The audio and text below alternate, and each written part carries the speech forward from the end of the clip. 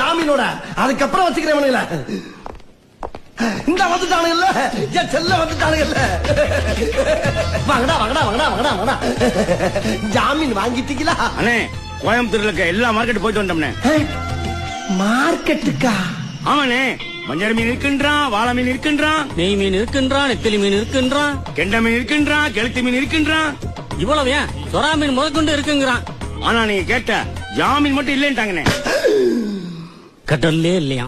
டேய் ஜாமீன போய் யாரா அவங்கள மீன் கடையில கேட்க சொன்னா? என்னன்னு லூஸ் தரமா பேசிட்டு இருக்கீங்க? மீனை மீன் மார்க்கெட்ல கேட்காம ஜவுளி கடையில போய் கேட்பாங்க. கரெக்ட் தான்டா, கரெக்ட் தான். ஜாமீனுக்கு மீனுக்கு வித்தியாசமே தெரியாத உங்களை எனக்கு அஸ்டண்டா வச்ச பத்தியா? அதை நினைச்சு நான் ரொம்ப பெருமைப்படுறேன்டா. பிலித்தர பயில